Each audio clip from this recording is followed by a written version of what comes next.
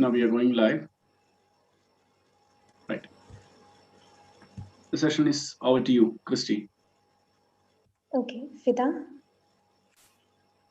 Yes, ma'am. Okay, you can start. Okay.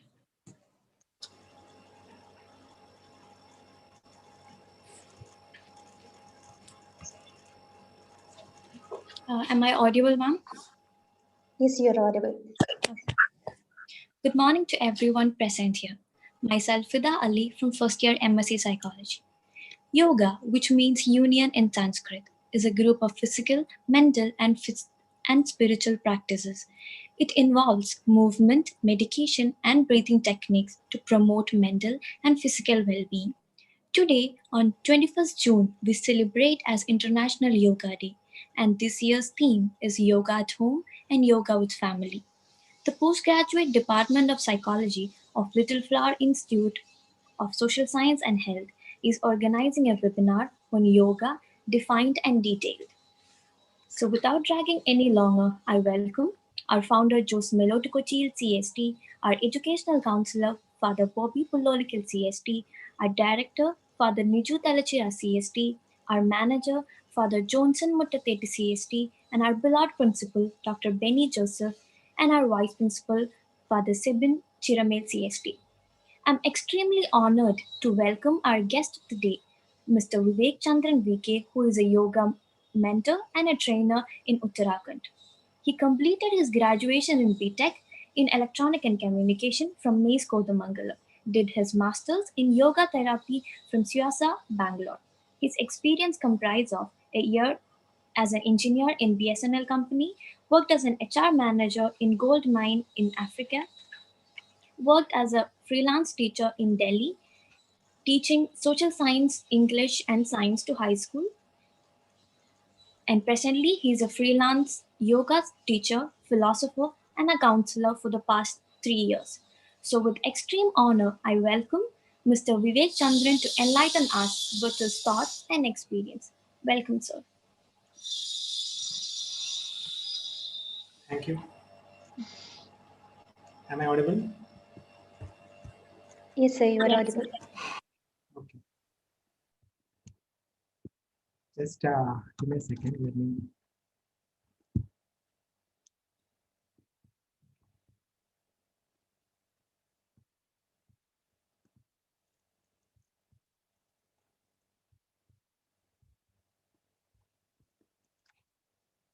Okay.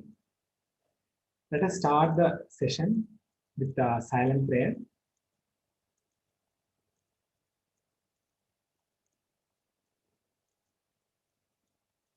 Okay, thank you. Today is International Yoga Day, and on this occasion, it is a pleasure for me to give such a lecture to such young and talented people, future of our country or the world, we can say. And I cannot see any video. I mean, you are watching me, right? Yeah, okay. So first of all, I should thank to uh, my sister Mitra Anil, who gave me this opportunity, and then who coordinated with me, Emerson sir, and faculty coordinator Mr. Christy Joy, and all the students. Thank you very much for having me here.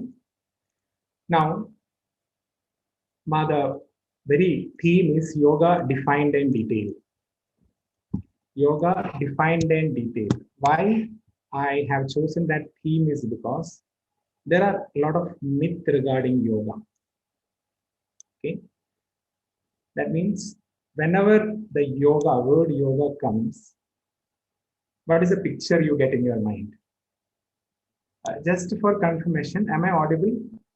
Someone can speak. Yes, sir, you're audible. Okay, okay. Because I cannot see any screen on screen. Video is posted, I think. Okay.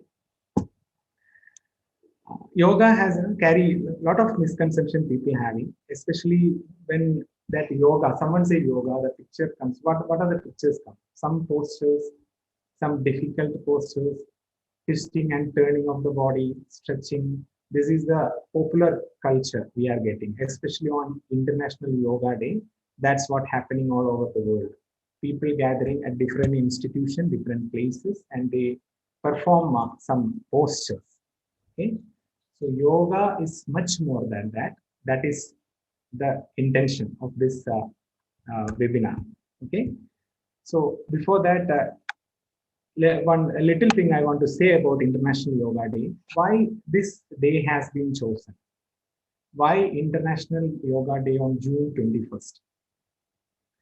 You know, as you are in the science, social science background, you know better geography than me. June 21st is the longest day in Northern Hemisphere. And why chosen June 21st? There is another long day which comes in winter solstice, that is in Southern Hemisphere.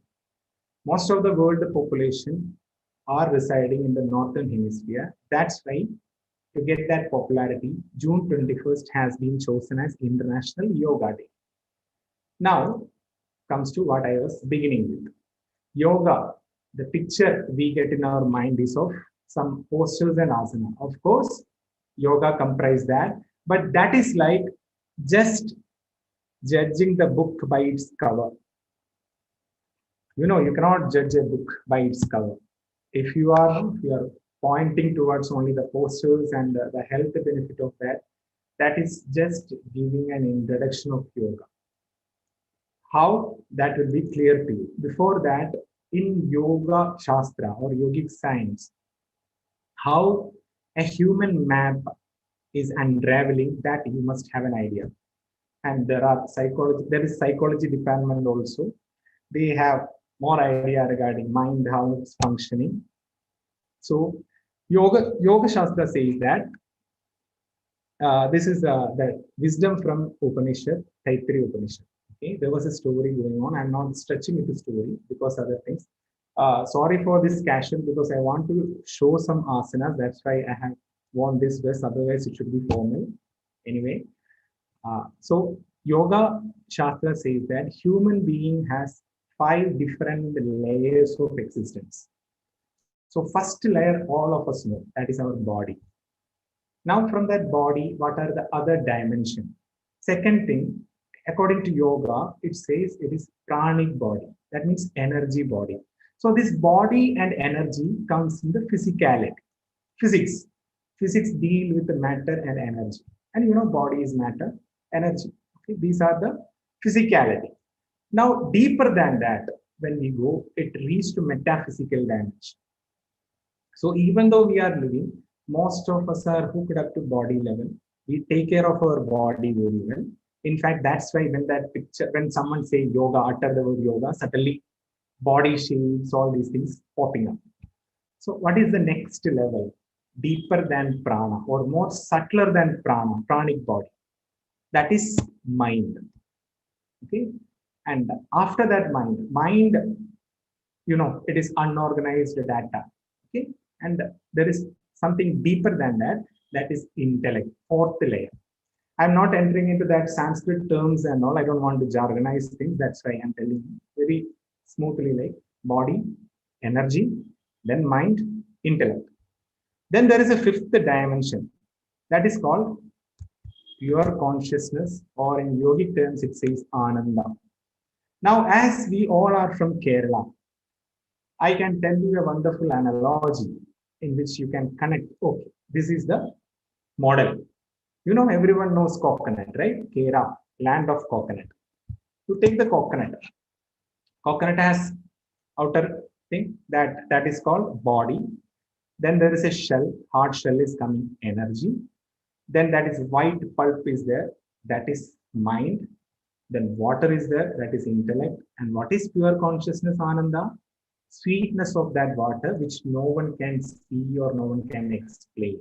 That you have to experience, we can say, or better term is you have to realize. Okay. So why these many layers? What are the reason? What are the validity of these layers? Okay. Another analogy, like we know that body, we call, you know, once we die, something goes from inside, we call it as jada or dead body. Even though you have name, when you die, people never call your name. Whether body has arrived, when we will get the body postmortem over. So that body is nothing but dead matter. Now you think for a moment that dead matter to get arranged in a proper manner. There should be a boss, right? Imagine a lot of people are coming to college. There should be a boss to arrange. Okay, that is the hall. You go and sit there like that. All these arrangements, combinations happening, right? Some controller should be there, and that is nothing but energy. Energy means function. Those functions decides which things go to where. So that's why that energy is subtler, deeper. Now, again, I'm using an analogy here. You consider you are sitting in room, fan is running, maybe it's monsoon, fan might not be running. Anyway, fan is there, That fan is body, but fan is not working by its own. Some energy should flow into fan, electric energy, which helping it to function. Okay. So that energy is we call prana. What is that prana? Prana, many people have that misconceived notion that the air we breathe is prana. Air is not prana. Air comes in the 5 basic elements: earth, fire, water, air, space. Okay. So then what is prana? Prana is that force, vital force, which is helping this air to move. So when we breathe, that is another popular thing in yoga, right? You might have seen people like that, they are playing with their breathing. So that subtle force which is helping this air to move, that is prana. In fact, Yoga Shastra says this entire universe is filled with the prana, but we know it in different names and forms. Okay, so that prana is the thing which is controlling, a heap of matter coming to us through the food we eat, nothing but our body. And that arrangement is happening through prana. Now, right, that electric energy which is flowing to fan had another controller. Energy doesn't flow by its own. Some controller might be there. Same way, that control system in human being is mind.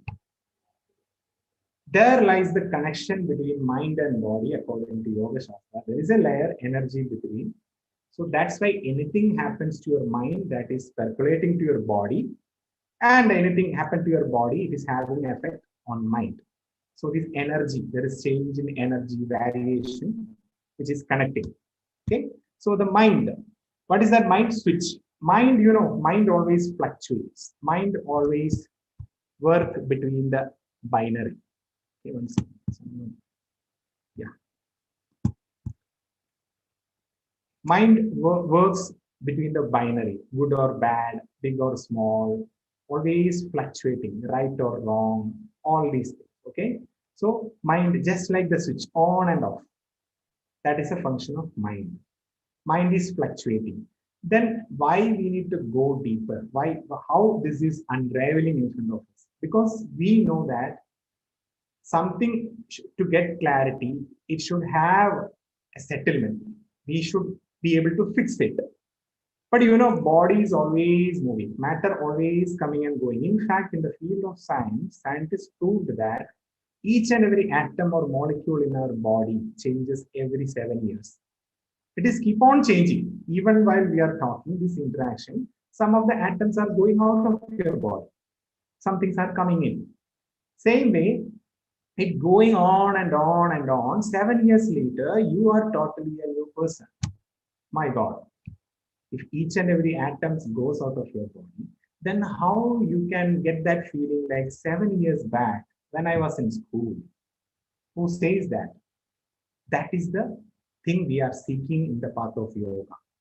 Okay, that's why they say that glossy term, connection of mind, body, mind, intellect, spirit, like that. So that's what I'm giving you the full picture. And I will be explaining to you where that asana or the popular thing yoga comes in. And we should not stop there. We should move forward. Okay. Then this we reached up to the level of mind. As mind is fluctuating, some entity should be there which is giving input to mind, or which is having a control over mind, not all the time. And that is nothing. If mind is unorganized data, there is something called organized data, that is intellect. So it is just like I'm sitting in room. It is my decision whether to switch on the fan or not. Same way, intellect is telling you, you know, if you touch the fire, you get burned. So intellect knows it is there, fixed data. It says, hey, don't touch the fire, you may get burned. So you will not touch it again once it is fixed in your intellect. That's why intellect is more subtler, which is controlling mind. Okay, but you know, psychologists know that intellect cannot control the mind always. There are something in between. There comes our ego, desire, all these things filling that space. Okay, so intellect up to here we know.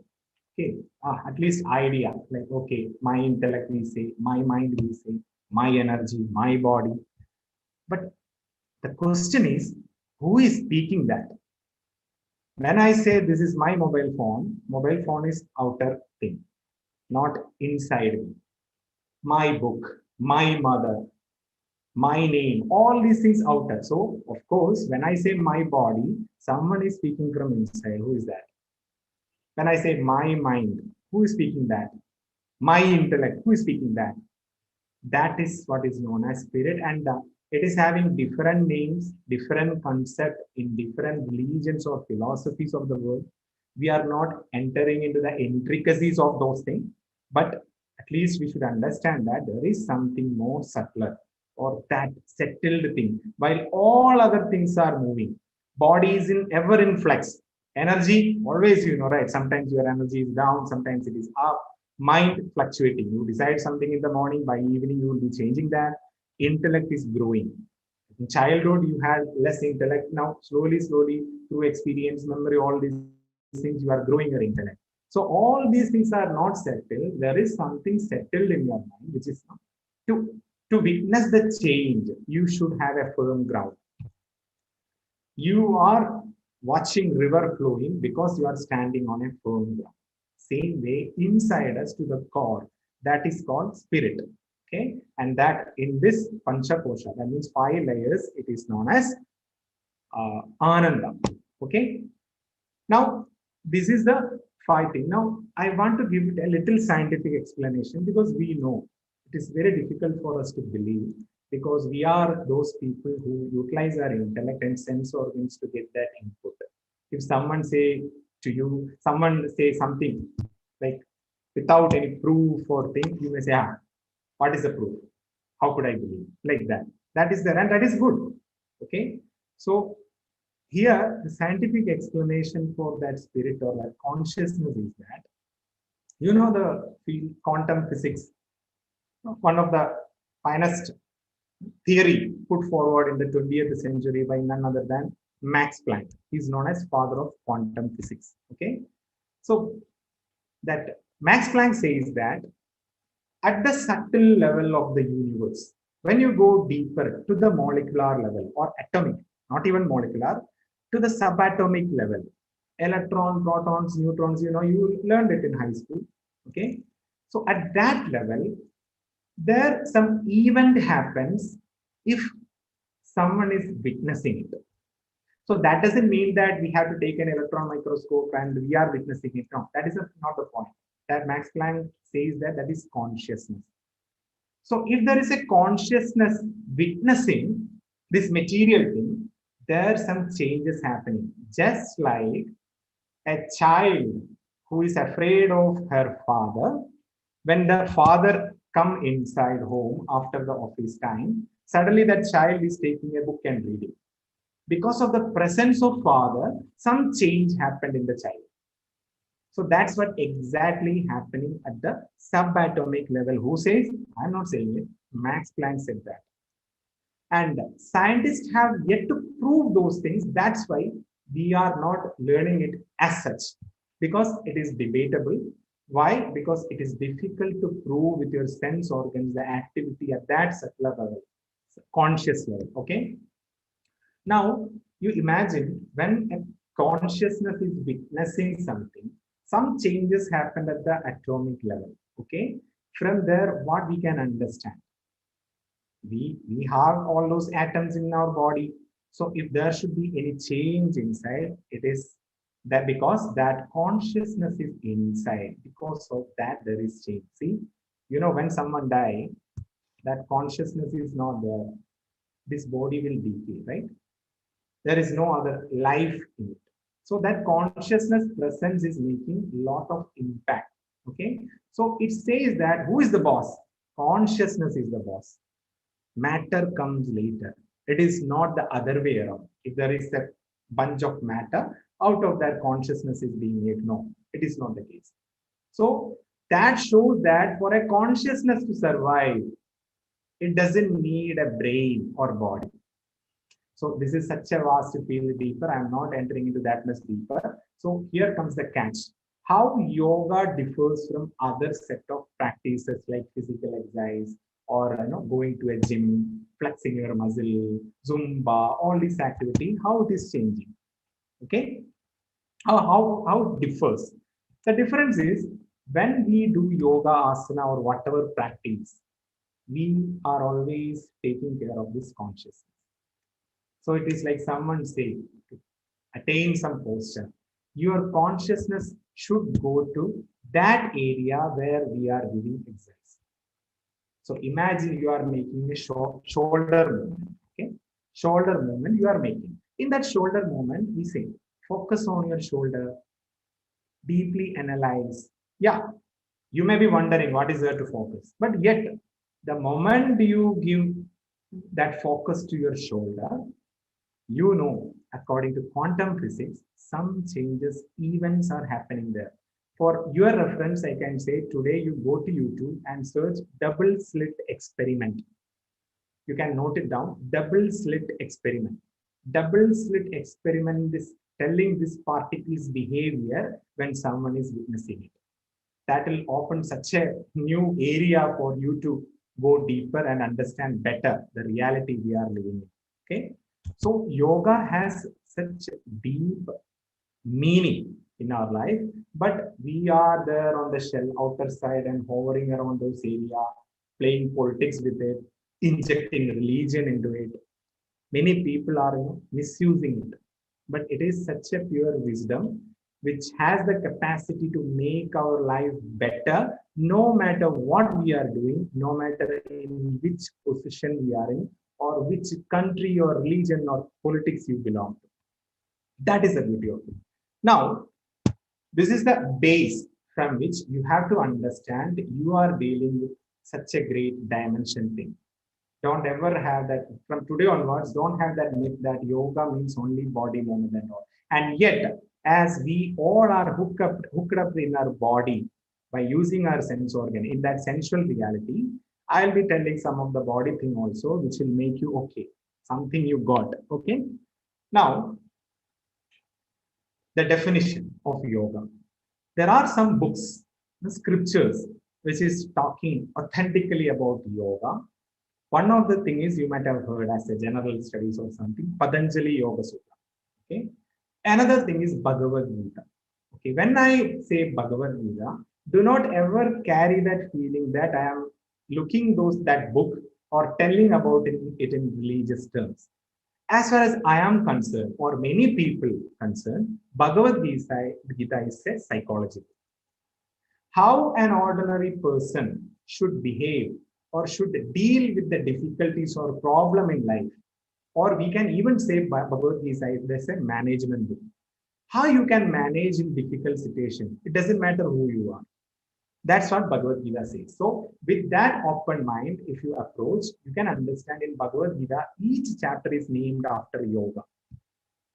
Okay. So first definition, let me read. After that, couple of definitions I will tell from Bhagavad-Gita, and I will give example also, contemporary examples, so that you can get a taste of it. Okay. So what is that first definition, or the entire world considering as the definition of yoga? Yoga Chitta Vritti Nirodha. Now you might be okay. Now Sanskrit start. Okay, some people have aversion about Sanskrit. It's okay. Just a definition I told. Now I will be not talking any Sanskrit. Okay. Only those definition one line. After that, everything I'll say it in English. Okay. Yoga Chitta Vritti Nirodha. Chitta, mind stuff. Vritti. Vritti means it is nothing but thought. Whirlpool. That is the literal meaning of vritti. Whirlpool. That means, right, thought is always coming and going like that. Those are vrittis. And nirodha means blocking. Blocking the patterns of mind is yoga. That is the meaning of that. Blocking the patterns of mind is yoga. Now you see, when Patanjali Maharshi started the scripture, he never mentioning anything in the beginning about the body. You have to flex your body, turn your body, you have to stand like that, like this. Directly entering into that, what is yoga? Directly hitting. So, yoga, chitta, vritti, nirodha, blocking the patterns of the mind. Why we need to block the patterns of the mind? Because of our certain memory, which is there, making us think only in particular channel or direction, which is making us prejudice. Yoga means liberation. Okay, I will come to that. So that prejudice or that continuous channel where you are thinking, you have to break that open and think wide. That's why you have to break the pattern of your mind. Okay. So yoga, chitta, vritti, nirodha. What are the patterns? There is and a wonderful explanation in that Yoga Sutra itself, the patterns of the mind. So my sincere wish is that any psychology student should go through that Yoga Sutra, which will give you some extra additional knowledge, which will give you some understanding, more understanding in the field of psychology. Because there are wonderful small sutras which is explaining it. Patanjali Yoga Sutra carries only 195 sutra. So you must go through that. Okay. Now, patterns of the mind blocking, how we can understand in contemporary thing in our day-to-day life so that we can easily connect with that. You might have heard of Abhinandan Vardhaman.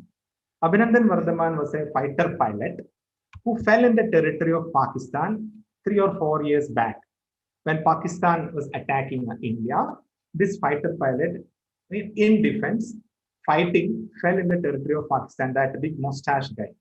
And after 1 week of diplomatic negotiation, Pakistan government returned that soldier to us. Okay. So this interview with Abhinandan Vardhaman happened before that incident. During that interview, that interviewer asking, when you fight real time, when you sit in that fighter jet, what is your thinking? What is your mental process? We want to know. The reply is, somewhere you will get, blocking the patterns of mind. The reply is that he says it is very casual, normal, just like I am going for an outing. See, enemy is firing at you. Your life is at the line of fire. Anytime the enemy can kill you. Second, you have the burden of defending your country, defending your own people. And third, you are a family man. You have a family back at home. Out of all these things or thoughts, all these memories he carries, how he can cut off these things and focus only on the task at hand. That also with much relaxation and concentration. It is not like we are preparing for exam and all. We have that distraction. We do something else, take a break and all. But here, you are on that pressure. You're firing taka, taka, taka, taka, like that. And that time, it's like remain calm mentally. So that is yoga, chitta, vritti, nirodha. That patterns of mind you block, you are not even thinking, you are only one-pointedness. That is yoga, chitta, vritti, nirodha. Now you see, if you understand yoga, especially that if you do through asana, pranayama or meditation, if you can reach at that level, how beautiful your life would be. Not only your life, you just imagine. That's why UN took it as International Yoga Day. If it is of any religion or only politics, they would say, get out. It has its importance. So my humble submission is that remove all those unwanted things out of yoga. Okay, you forget that it is Indian tradition, culture, nothing. Simply you take it, whether it is whether it has any utility in your life. Yeah, that's it. That's it. What's what you have to do. Okay. Now, from that definition, this is one example. There are so many such examples in our life how people are having that full utmost concentration. Not only concentration, you should be at ease, fully relaxed. That is yoga. So how yoga asana help here? A little indication. How yoga asana, doing this body postures, helping you in the beginning, because we have to begin at the body level. Then only slowly, slowly we will get a grip over mind, intellect, all these things. Okay. So how that is helping? See, when we are doing asana, or the very definition of asana is Stiram Sukham Asana. These are Malayalam words, Sanskrit words. Stiram Sukham Asana. Stiram means, you are now having that stability. Sukham means what? Sukham means you should be at ease. That is asana. So whatever posture you have, you are watching on TV or when other people doing, you must understand those postures will be wrong unless and until you are not doing it with ease. In that final posture, you should be completely relaxed. You should be at a rest. And how you can reach that? Through practice. It is not a one-day wonder. Rome was not built in a day. Through practice only you can reach there. So what it is giving you, what is the taste you are getting, how you can remain stable, how you can be at ease when you are taking some uncomfortable posture which you are not used to. Through practice you can get that. And through that practice, what is happening, whenever you are taking such posture and taking extra step, your mind is also tuning with that. And in that particular thing itself, you are focusing. If you are giving a particular exercise through that asana for particular organ part, you are focusing there. So your mind is also aligned. You are breathing also properly. Breathing is very important. Whenever you make any movement, like, whenever there is a movement, which there is expansion of chest, you have to inhale. Whenever any movement in these postures, there is contraction of chest, you have to exhale. And in that posture also, final attainment, sometimes in some position, we have, little tightening our muscle on the toe so that we should get control. That also should be at ease. So through that, this alignment happening, and 1 day or 2 days or even 1 month or even 1 year or even 5 years, you may not get that spiritual dimension. Continuous practice slowly will equip you to reach there. That is the power of yoga. So spirituality doesn't never think that you will be like after that a religious guy. You will be moving as a religious person. Yoga doesn't mean that. Yoga means, I'll come to that main definition. When I say it in the beginning, you'll be like, what is that? That's why I have kept it for the last. Okay. So this is one definition, blocking the pattern of mind. Modern day example I told. So he is a soldier fighting. See what kind of yoga is doing. So this doesn't mean that Abhinandan Vardhaman is a perfect yogi. This means that you don't need to go to a mountain or an ashram to see a yogi. When we see a person long beard with the mala, we say, some yogi or sannyasi. But that is not the case always. You can find a yogi in your neighborhood. Maybe in your school, one of your teacher might be a yogi. Calm and composed with ease, how that person is doing. That is a taste of yoga. Okay. Now let us go to second definition. Okay. I'm watching the time because there is a time limit. That's fine. Second definition. This is from Bhagavad-Gita. Okay. Samatvam yoga uchyate. Samatvam yoga uchyate. That means equanimity is yoga. Equanimity. That means balance of mind is yoga. And before that, there is a line. A precursor is there. Siddhya siddhyo samo bhutva samatvam yoga uchyate. That means in success and failure, you should be equanimous because equanimity is verily yoga. Wow. We never knew that. Equanimity is yoga. Now imagine siddhya siddhi. Whenever we succeed in life, we joy, party, lot of enjoyment. Whenever we fail, some people even go to depression. Some people even commit suicide. That is not the path of yoga. Even in siddhi and asiddhi, success and failure, you should remain calm. You should remain down to earth. This never take it in that way that you can't party, you can't enjoy when you succeed, or you can put a pause and think, contemplate when you faced failure. This doesn't mean that. This never meant that you should be like remain like a stone. Oh, whatever happened. No, that is not the meaning. You should be partying when there is success. You should give treat for your friends, but that is outer thing. You are doing it physically. Mental involvement is also there because you enjoy their happiness. but deep inside, you should remain calm. That is equanimity. And when you succeed, it's okay, sir, we get it. Yeah, and in success, yeah, we can remain, try to be grounded. But how it is possible when you fail? That also a thing which you have been trying for past 3 or 4 years. When you fail miserably, how you can remain calm? Because you are living in this world, there are no people looking at you, your performance, society is putting a mark at you, and how we can move among those people without under any sort of pressure. Yoga will teach you that, how you can move. I have seen so many people always content. I'm not using the word happy there. Okay. In this pandemic situation, when everywhere we can see death, misery, loss of life, business, how we can go among them and say, I'm happy. Happiness is not the word. Contentment.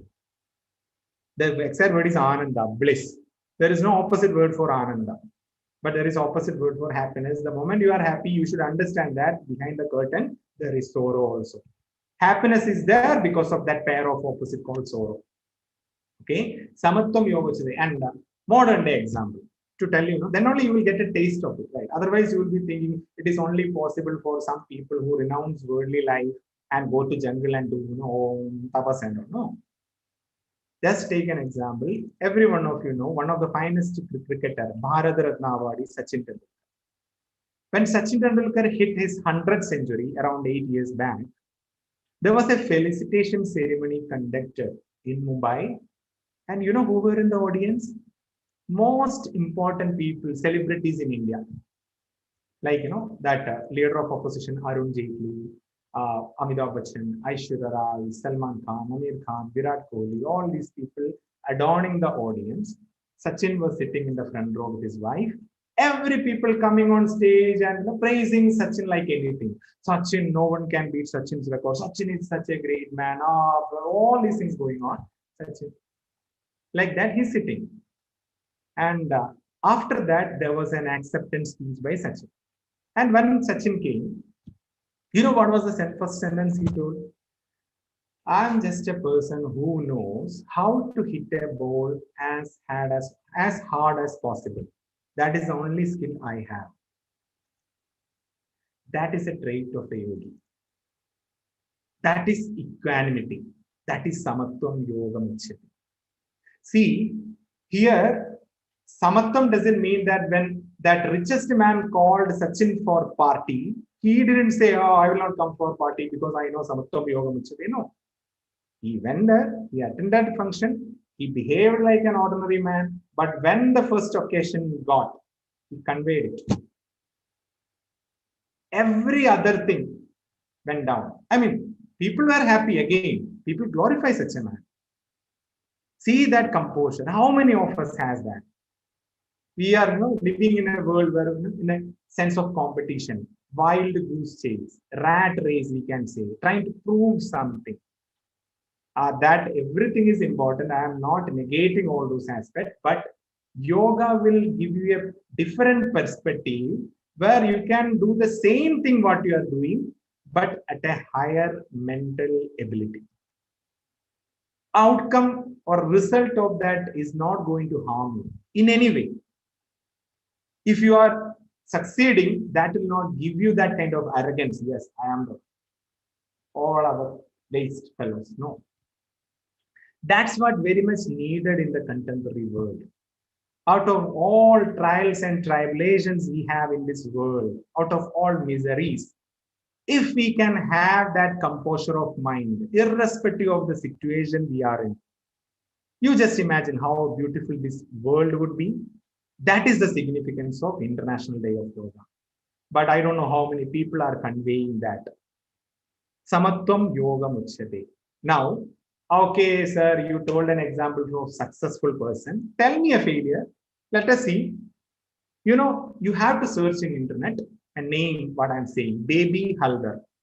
B-A-B-Y, baby, baby. Haldar, H-A-L-D-A-R, Baby Haldar. She was a Bengali. Okay. She was born in Jammu, I think. When you check in Wikipedia, you will get the details. Born in Jammu.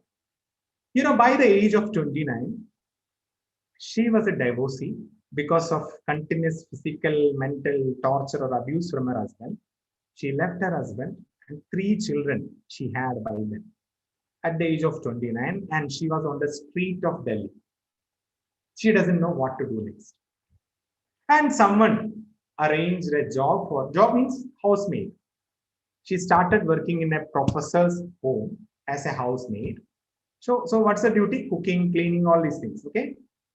Then that owner, of course, they will monitor whether how is this new worker in our home, whether she is doing the work properly or not. So the professor noticed all work she is doing perfect, but one area when she reaches, her work remains slow. Which is that area? A bookshelf in that professor's home. Whenever she reaches that shelf, her dusting becomes slow.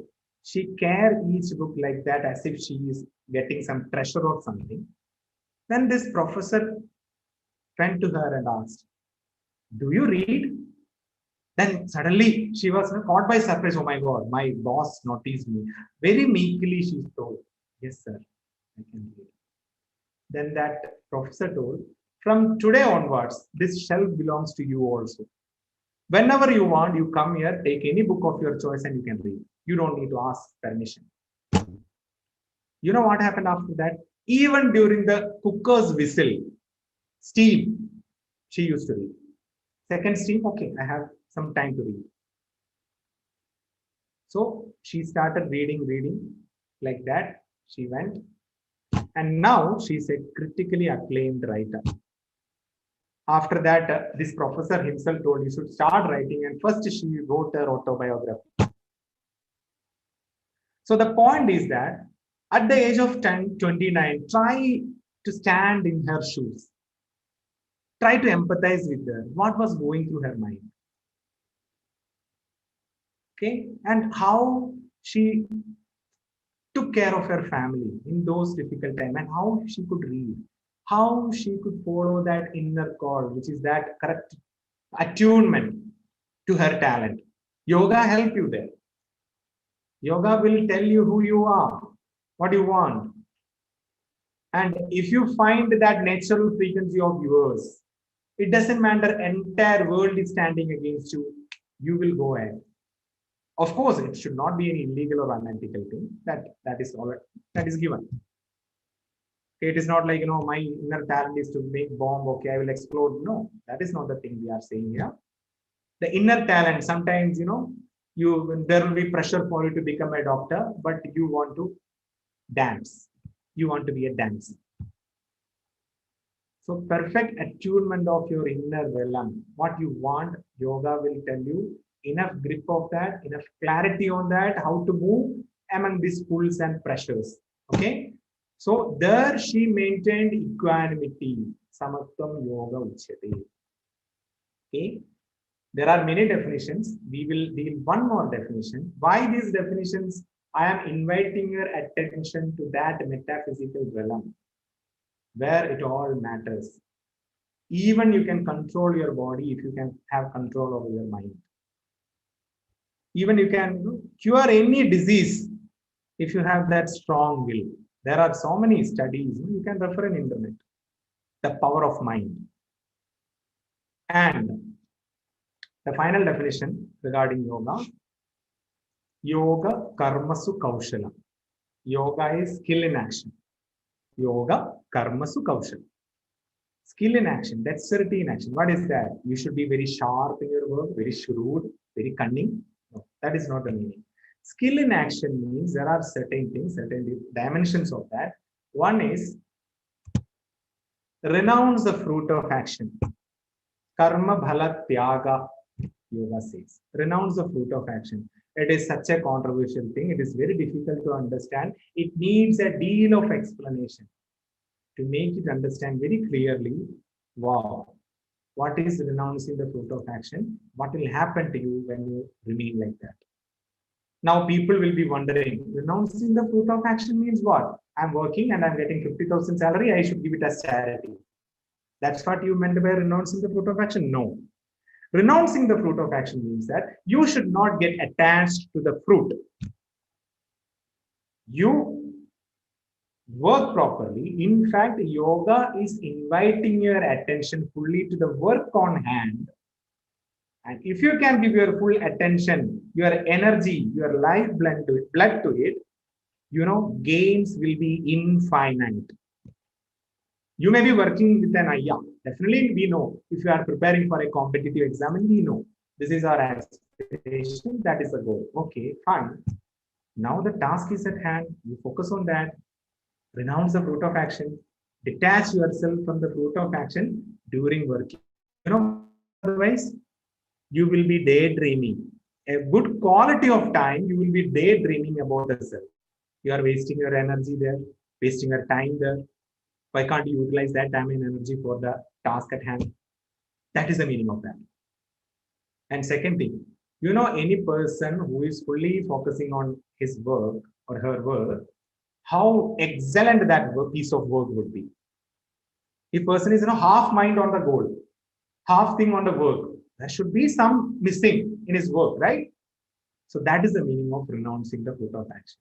And infinite again, that maybe in future when I get an opportunity, I will explain to you the karma yoga. That is karma yoga. Okay, yoga of action. This is the definition, and another aspect of that yoga karmasu kaushalam is that you do the work with the complete relaxation and concentration. That is another meaning of yoga karmasu kaushalam. Third thing is, do not take the ownership of your action. This is another deeper thing. Don't take it and go home and do all the nefarious activities you can do in this world and okay, I didn't do that. Killed someone, no, I was not a killer. That is not a meaning. Do not take the ownership of your action means there actually yoga is trying to kill your ego. If you are helping someone, never carry that feeling that I helped him. Because that I will not help you to reach up to that consciousness level where you will find peace. Okay. From there, I'm telling you, all of us want to settle in life, right? All of us want to settle in life. Why that settlement is pulling us? Out of all these changes, people always say or think, oh, it's time for me to settle. We think marriage is settlement. We think having a lot of money is settlement. And yet we can see a lot of money, fame, everything, and yet people are unsettled. Best example, 2020, Sushant Singh Rajput. So what we consider as settlement in the outer world on the materials we are having, or all this name, ego we are having, we are actually mistaken. A time will come. It will be proven. Then what is meant by settlement? Settlement is inside us. Irrespective of the situation you are in, settlement is inside us. And yet you have to work. Settlement is inside us is not giving you a license that don't do anything in the outer world. No. You have to do your duty. There is no doubt in that. And how these things are correlated, that needs a great piece of explanation. So time is not permitting for that. So the point is that when you do your karma with these things in your action, yoga karmasu kaushalam samatvam yogam uchyate, then your karma will bring infinite result not only for you, yourself and the people around you and the society you are in or the entire world. But because of our ego, we are so individualistic and prejudiced that we always think for, what is there for me, what I want. Okay, I prepare for that, I should get that. Now you may be wondering, oh, one person came on International Yoga Day and one person came on Yoga Day and a lot of such things.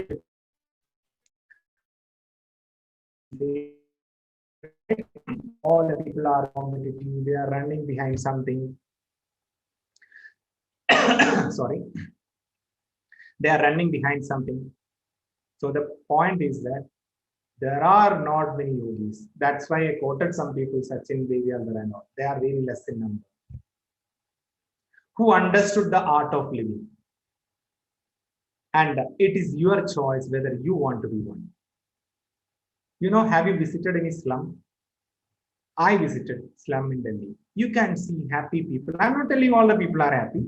Of course, their standard of living is very mediocre. You cannot even survive one day there. And yet I have seen people glowing face, full of happiness. On the opposite side, I have visited 5-star hotel building also. Deep inside, people are anxious. Problem. Why? What is the difference? From then, what is that secret of happiness? Yoga will have the answer. But you have to begin at the body level because we all are attached to our body. So it is our duty first to tame our body so that slowly we can enter. Many people are adding religion, all these things into that, but that is not yoga. Yoga is one of the great Indian philosophies. And there is like a different concept. Unlike Hinduism, there is no Krishna, Rama, nothing is there in that yoga. In fact, the meaning of the word Om itself symbolizes God. Now, when it comes to God, plot thickens. Oh my God, God is there. Who is your God? My God is this. My belief is this. All this struggle comes. Here, God, according to yoga, God means unlimited dimension, unlimited energy. The moment we imagine a circle, we know that there is an infinite circle around. That's why we could see that small circle. The moment we think about a small room, unknowingly behind at the subconscious level, or you can say there is an understanding that there is a bigger room than that.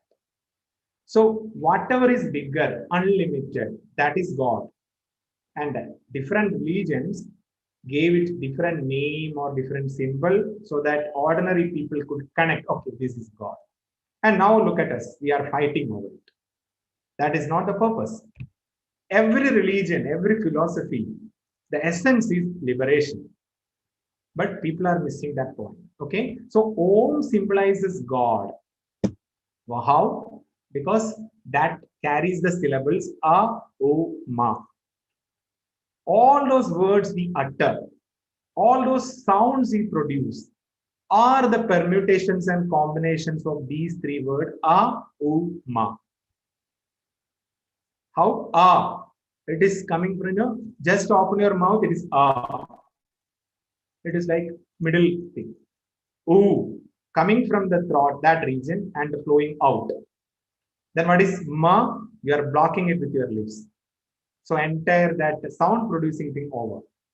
So Patanjali understood there are different names for the God all over the world, different languages. So there should be one symbol representing all those concepts. How we can represent all those gods? Someone say Ishwar, someone say Allah, someone say Jesus, someone say Krishna, someone say Rama. How we can address Om.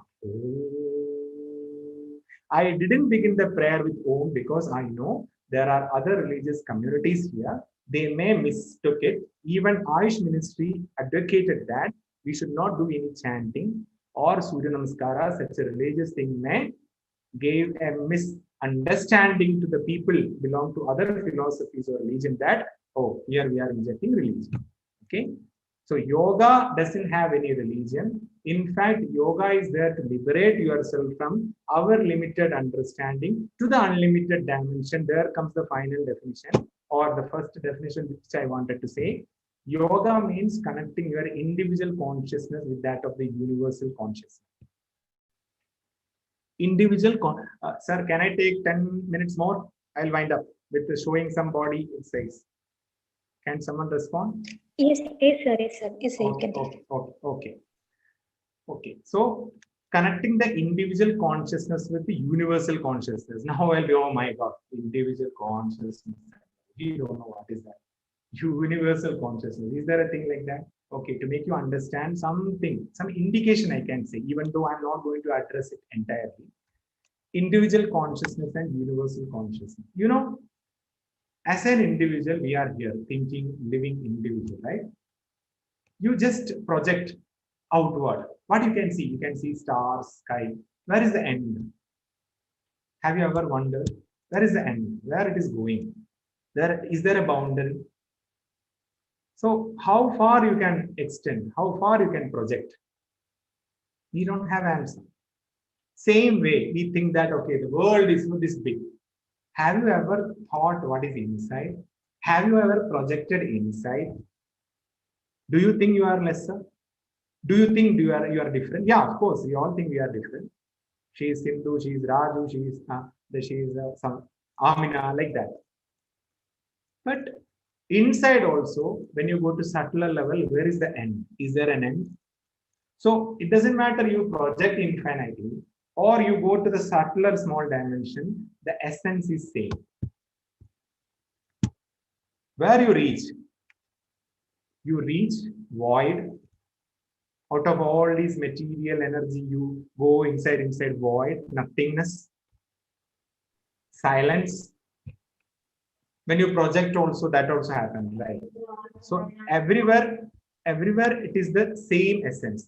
So our life is like a wave in an ocean. We feel like we have individuality, just like that wave. But the moment that wave got broken or shattered on the shore, what will happen? Wave died, but water remained. So from that wave to that reality called water, that journey is yoga. Uniting the individual consciousness with that of the universal consciousness. It is telling you that, yes, you are wave, you are individual, thinking being, but ultimately you are the ocean. This is yoga. That's what happens. Individual consciousness, universal consciousness. Now, big philosophy and all, wave and ocean and all. Sorry, you don't get it. You don't buy it. Okay, that was just an explanation. Now, how that process would be, how that journey would be. You know, as an individual, we have our own limitation, our own inhibition, right? Some people thinking only about the family. Some people think about only their community. Some people only think about their nation. Like that, it goes, right? And yet, if a soldier is defending our country and fighting in that war, we all connect with him, right? Some higher thing he showed. More than what consciousness we have, awareness we have, he is something higher. We all agree with that. Something greater he did. So in that process from individual to that universe, he moved a little further because he was defending others. He was helping others. There you can see that part. Okay. Now, why go to soldier and all again? You may think, okay, it is political. Leave it. Soldier is just an example. Around 7 or 8 years back, in the heavy rain in Calicut, Kozhikode, where your college belongs to, heavy rain, one auto driver, Naushad, died. How? Because water was overflowing in the drainage in Calicut city, and that person tried to save 3 people who are getting drowned. 2 people he saved. In the act of saving the 3rd person, he got drowned. And he died. And yet, suddenly one thing, all of us unanimously had a feeling like, wow, what a great man. I am talking about an auto driver. So the question I am asking is that, why he couldn't think of his family that time? He might be having children or mother, father. Why he couldn't think like, I need to protect my family. Through my earning only my family surviving. Someone is getting drowned. Why I should save him or her? What was that inner urge helping him or motivating him to jump into the fray without even thinking about the consequences or result of action? And yet he died. Do you think his life was a failure? Or did anyone say at that time, like, oh, Naushad, such an idiotic man. He simply jumped and tried to save some people and died. What a waste fellow. No. He is in that path. Beyond that individual consciousness, somewhere hovering in the universal thing, because he couldn't find a different than that person who is getting drowned. Now, the next question, Whom do you want to be as your neighbor? Whom do you want to take care of you when you have COVID and sitting in hospital or admitted in hospital? A person at the caliber of Nausha, or a person thinking ordinarily like us, this is me, my money, my family, whom you want near you? Of course, the answer in no uncertain terms would be, of course, we want a greater person. So if you expect that greatness in the person standing next to you, why can't you be like that? Yoga will give you the answer. So it is such an in-depth thing. Many people are deriving benefit out of that. Many people have different gradations of benefit. Don't even think that it is like something universal consciousness, we have to die, something. No, nothing like that. No matter what you do in your life, you may be a manager in future, you may be a professor in future, you may be a businessman in future, you may be a homemaker in future, you may be a government officer in future. It doesn't matter which field you are in. If you know yoga, some of the techniques, that routine or discipline in your life, first benefit you are going to get is good health. Or good shape of body, flexibility in life, that freedom to move according to your will. First benefit. But don't remain at that benefit. Because if you all are in Kerala, you are going to mount the Everest. Okay? So you have started from Calicut, you are reached Delhi, from there you are going by your road. There are a lot of milestones which indicates, right? 80 kilometers more to this place, like that. When you reach a milestone, do you sit there on the milestone or you move forward to the Mount Everest? Who will sit on the milestone? A monkey will sit on the milestone, not humans. So if you're getting good health through yoga or some siddhis or extra quality like clairvoyance or something which many people are getting, that is not the aim of yoga. Aim of yoga is that union, always having that higher level of understanding or consciousness, which will help not only you, but people around you. Yogi, don't even think that a person is sitting for meditation for some time will make him less competitive.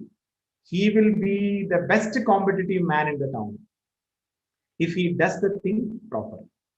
Okay. Now, as you all might have expected some postures, asana and all, I will show you a couple of asana, and tell the benefit. Like immediately you can connect. Okay, these are the things to be done. So I hope all of you are watching, right? Videos off. Hello. Yes, sir. We are watching, sir. Yeah. Okay. So 1 second. Let me shift it to somewhere else so that I can show you. Okay. Just a second. Please wait. Okay.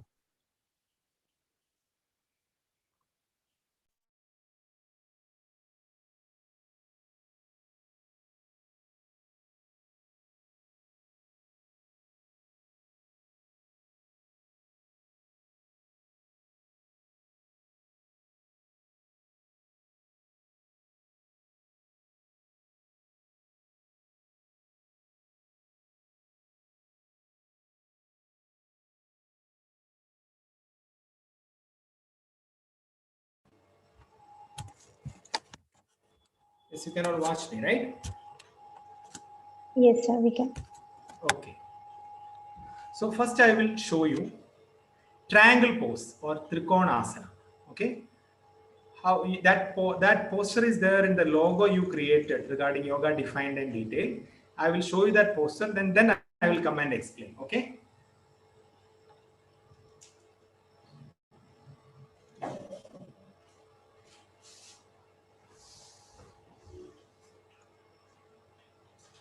So this is triangle pose. You have to come to one side of the mat. I'll show from this side so that you can clearly see. Step 1, left leg towards left. Turn that left foot. Okay, your knees are straight. Body, upper part of torso straight, looking straight. Inhale and raise your arms up. Exhale, bend from your hip. You have to maintain the line. One line I am bending. I am not stooping over. One line. If you watch me from the side, you can see only one line. Touch the calf muscles. Then look up to your arm. Now this position, I am not feeling any strain. Normal breathing. Focusing on the arm. Exhale. Shift your neck. Inhale, come up. Release your palms, exhale. Turn the foot, come back. Just this is no an opposite side also towards right. Okay. Now triangle pose. This triangle pose improve your lung capacity. And you know how much important it is, lung capacity. Lung capacity is important, especially in this pandemic period where many people are struggling to get oxygen. Okay. Imagine you are a person who is doing yoga regularly.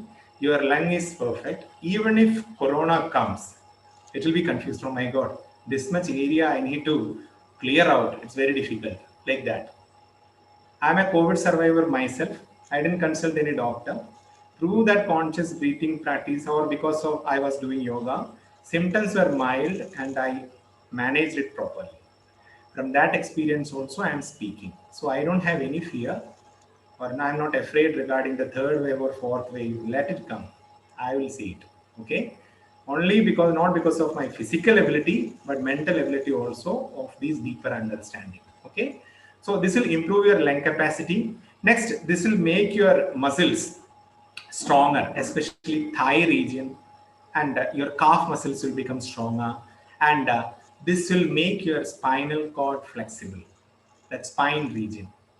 You know, you are young, budding people, okay? Let 10 years or 15 years pass by. If you are not doing these practices regularly, you will become those old people who are under the clutches of lifestyle diseases like blood pressure, all those diseases, lifestyle diseases, the origin is yoga. Or sorry, the solution is in yoga, alternative systems of medicine. Very effectively, yoga is addressing such diseases. But prevention is better than cure. Why you have to wait to get BP or diabetes or cervical spondylitis or such diseases? If you perform these asanas properly, you will get a healthy, sound body and mind. Okay. So triangle pose has many benefits. 3 or 4 things I told already. Now I will show you one important asana, which is known as Vakrasana. Okay. Look at me, how am I doing? This is there in common yoga protocol.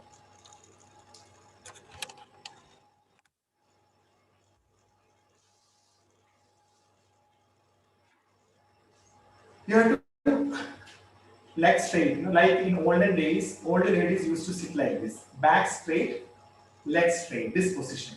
Okay, you should be able to sit comfortably without any strain. Now, fold your right leg. Your right foot should be placed near the left knee. Okay. Now, place your right arm back side. Using this hand, twist your upper body. See, this twisting up to your hip region, you twist. Okay, and I place arm here. Now you take the left arm, try to touch the right foot. Okay, now shifting. In this position, many people make mistake like, you know, their spine should not be erect, or they should give unwanted pressure on the right hand. This is like, see, this twisting, your inner focus should be at the abdomen region. There are a lot of internal organs, which is a very important area. Most of our immunity bacteria are residing in your gut. So when you twist there, a churning is happening there, pancreas is there, liver is there, and you have to look back, normal breathing, focusing, inner focus at your abdomen region. Even though you are looking back, your mind is at your abdomen. Normal breathing. Now slowly, like the way you went, you have to come back. Slowly inhale and release your arms, straighten your leg, then relax for a while. Deep inhalation, exhalation. The relaxation is also very important. Okay. Now what is the benefit of this Vakrasana? Vakrasana, you know, now you know, you might have some idea where we have given input. This is very good asana for diabetic patient. Not only for those people who have diabetes. If you perform this asana regularly, you will not get diabetes. If you do it properly, regularly. Why? Because according to yoga, all those lifestyle diseases are produced in our body because of the stress in our mind. See, I'm talking about lifestyle disease, okay? I'm not talking about the external agents bringing us disease like COVID, okay? Whatever comes from within, it has its origin in the mental stress. That's why you can understand an 80-year-old person might be drinking tea regularly with lot of sugar, and he says, I don't have any diabetic. But a person 25-year-old became diabetic. How? Now you know sugar is not the villain. The problem is pancreas couldn't process the intake of sugar. That means pancreas is weakened. How pancreas is weakened? The mental stress, what happened in your mind, percolated to that targeted organ called pancreas, and its function got derailed. That's how you develop diabetes. So one asana for diabetes is this. Okay. Now I will show you one difficult asana, because as a youngster, you all might be attracted to some difficult performance. Wow, yoga. That I will show you. Look at me. Mayura asana. Mayura means peacock. Okay. Peacock posture. Like a peacock, you will be standing.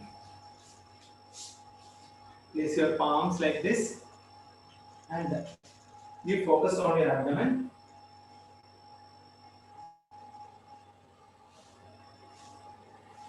Normal breathing.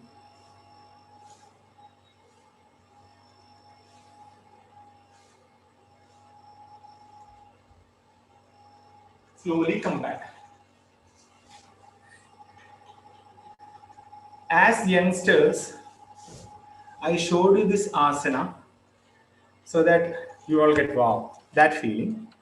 But tell you honestly, an ordinary human being in ordinary life don't need to do such difficult asanas.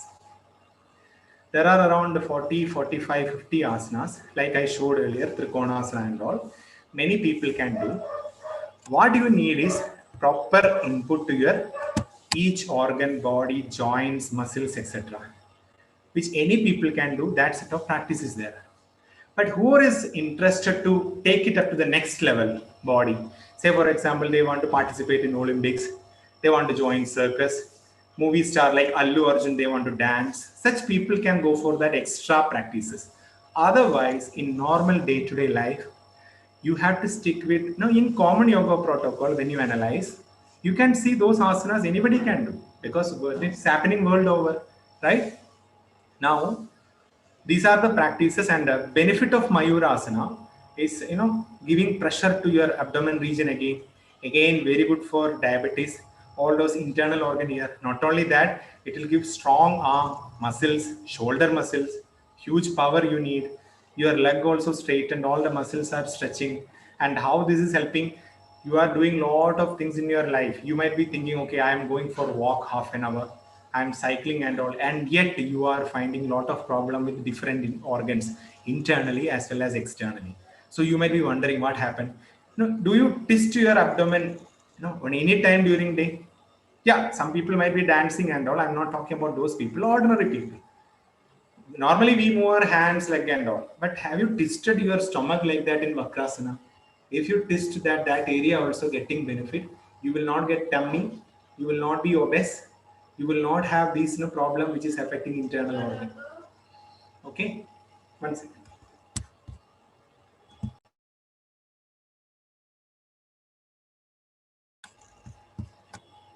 Okay, so this is yoga, means you had to slowly work on your body, slowly reach to the deeper realm, and in any situation you are in, you should find peace. Yoga will provide you that. And how to conduct, conduct a proper family, or in day-to-day life, office pressure, office work balance, how you can do, if you can dedicate yourself in this. Normally people say any physical exercise will do, but now you might have understood the extra benefit of yoga in comparison with or vis-a-vis other field of practices, because here body, mind, our energy, everything is aligned properly. We are giving proper input. So it is just like, giving fuel to your car. Every day you are brushing your teeth, at least half an hour or 45 minutes or even 1 hour if you can do, next 23 hours will be perfect for you. But unfortunately, in the current false sense of competitive world, people say, sorry, I don't have time. If you don't have time to take care of your body, energy, mind, and intellect, then no matter what you do, no matter how much money you have, no matter how much position you have, you will be struggling later. And if you struggle means society will also struggle. So it is a holistic therapeutic system as well as a holistic dimension, which is considering everything as part of one infinite whole without discriminating or differentiating. So that is the beauty of yoga. So never buy those things what some of the politicians or that religious people say, like using yoga to promote their own vested interest. Yoga is not that. And here I am sitting in Rishikesh, even though I am from your hometown. Many people are from Calicut. I am also brought up in Calicut till the age of 26. And I shifted here, and this is the area where I am excelling or where I want to dig deeper, because now I'm getting that feeling that by remaining in this, I can help a lot of people. And at the same time, first I'm helping myself. I'm 37-year-old, and you look different 37-year-old people in society, how they look, their body or mind, their behavior and all. I'm not saying I'm perfect. I have a lot of things to do more in life, but I know how my body, mind, intellect work, how content and happy I am irrespective of the situation I am in. Okay, even when I had COVID, I was alone. No one was there here to help me. Hospitals were full. Second wave, when my COVID synchronized with the second wave in India. People were dying on the road, especially in northern India, places like Delhi or Uttarakhand, where I'm living. And yet I could have that equanimity in those difficult situations also. That's what I want to convey to the world. And that's why I am considering it as such a great opportunity. At least I could interact with some young and brilliant mind, so that something, some people are getting that feeling. And if you are doing something in that path or yogic path, I am not expecting anything, but what I'm saying is that if you are good, you belong to the same society where I also belong in. So if you do good things, unknowingly or knowingly, I am also getting the benefit, or all people are getting the benefit. So on this International Yoga Day, my prayer is that to all of you is that take it seriously and do something in the path of yoga. Your interest might be something else, but no matter what you are doing, you should have a healthy body, mind, and intellect, everything. We should work in tandem whenever you needed that. And health, health is such a wealth, we can say. A wealthy man, not only measured by how much money he has, but health is also very important. So having said that, now we can go to questions. Any questions, doubt you can have, you can say. And one more thing before that I want to say, I'm conducting yoga courses like 1 month and all, that you can talk to college staff and all. If you want, you can contact me. I'm giving my contact number. Any of you want, you can note it down. 8800, or do I need to type it? 1 second.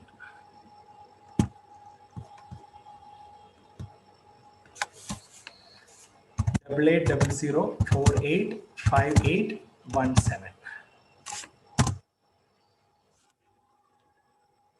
So my course is not only addressing the physical level, giving input to body, mind, intellect, everything, without taking any side or any ideology or something. And already I am a teacher in Delhi, yoga philosophy. I am teaching in a center in Delhi, and I'm giving individual session as well as group session. Some people have some problem like BP, all these things I am addressing to that also. But as a group, it would be a great opportunity for you, especially during this pandemic. This is the time for you to invest. If you can do that, we can arrange something on that behalf. Okay. My name is Vivek, and number I have already posted. That is my WhatsApp number. any of you need anything in that yoga related thing, any practice you want to do or course you want to attend, we can think of it if you are making a group. Okay. With that, let us shoot some question. I would be happy to address your concern. Thank you all.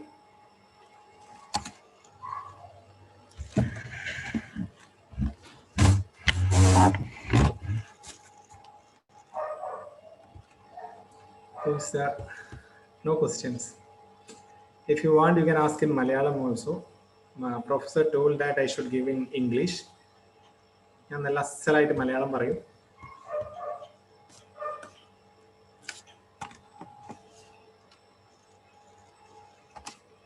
No one has any question. Hello, am I audible? Someone respond? Yes, sir, you're audible. Okay. So if you don't have any question, means two things. One, everything you understood. Second, nothing you understood. Okay. Two things can happen.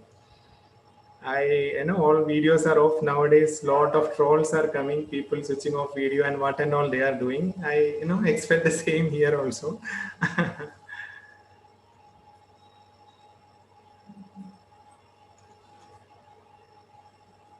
Okay, if you have any question to ask personally, that also you can do later. I have already posted my number and anything. Yes, sir. One doubt is asked by Joshua Wilson in YouTube. That is, what should be the diet of a yogi? Is non-veg allowed?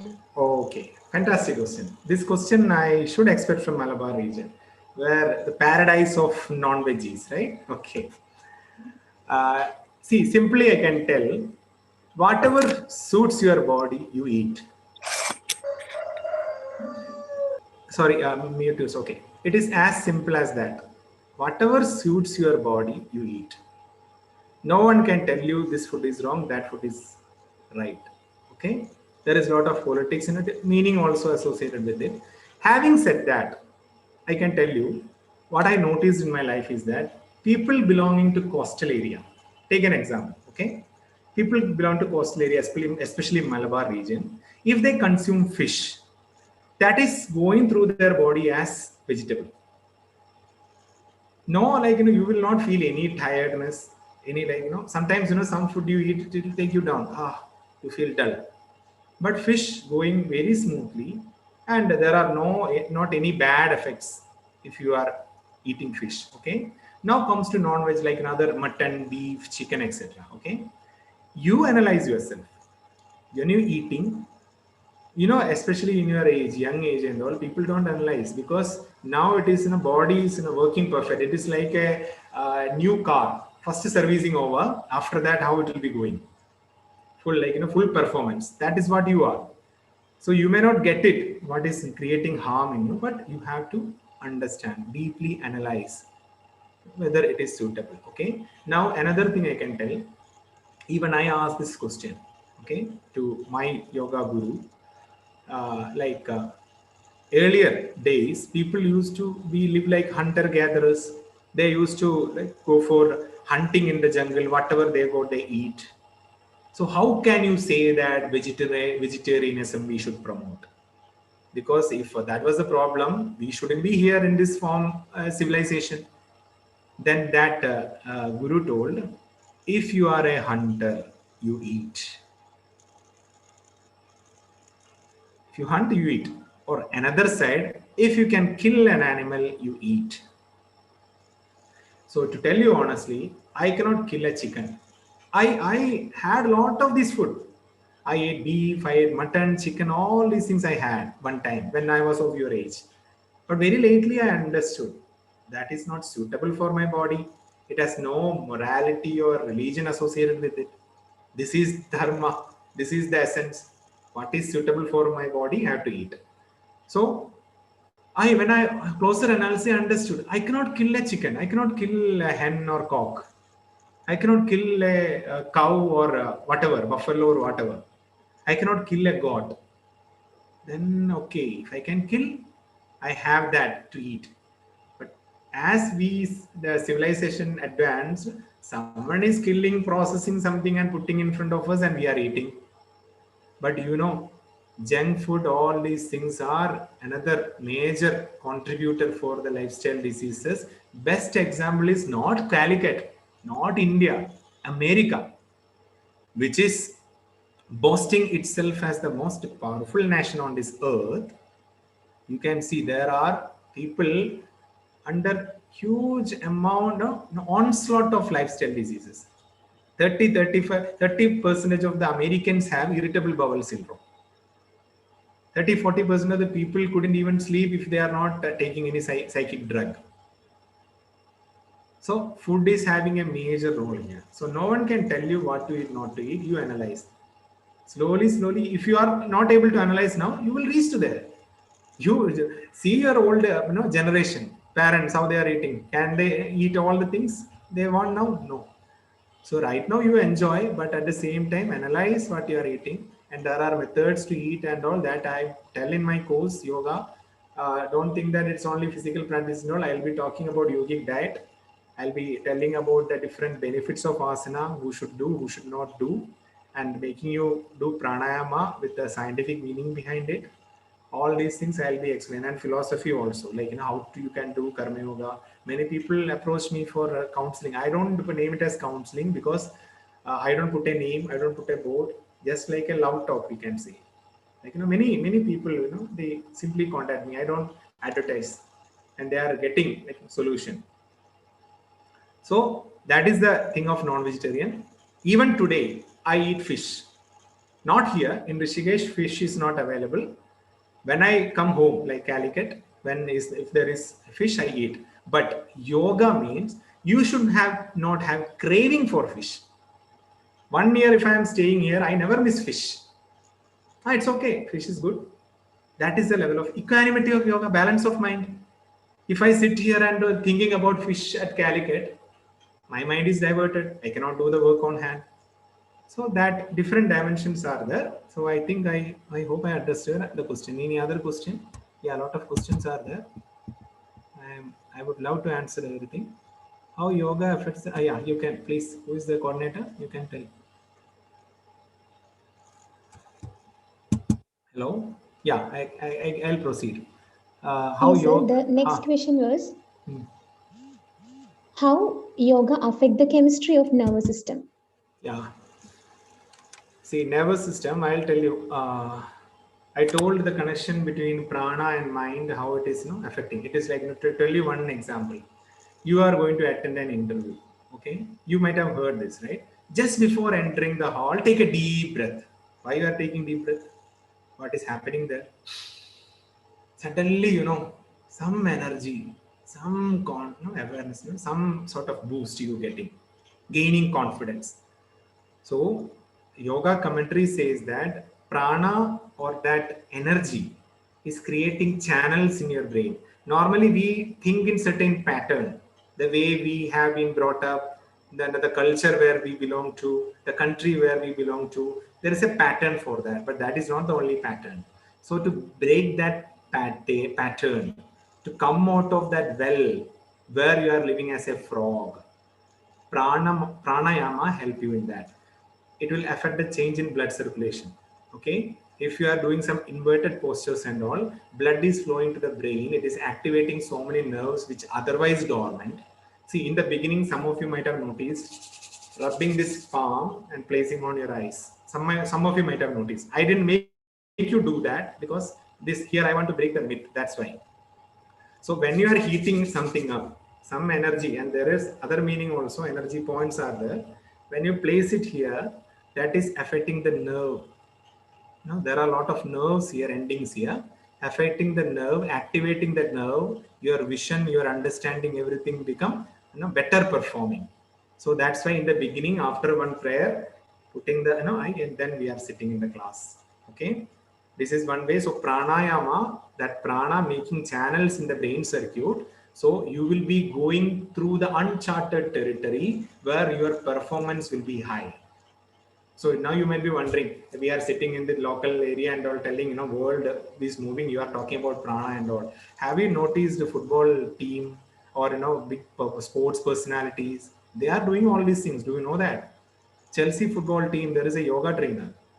And who is from India? Who is from Kerala?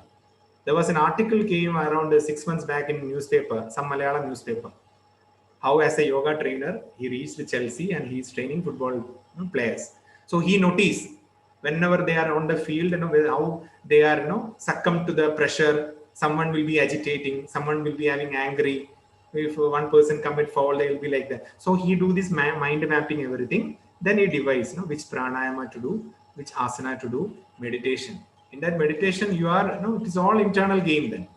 So slowly, it will be having impact on your brain circuit, the way the nerve impulse is flowing, all these things, and a vast area is there for us to explore. But as a beginner, you should begin right. Okay, so that is the answer. Next question.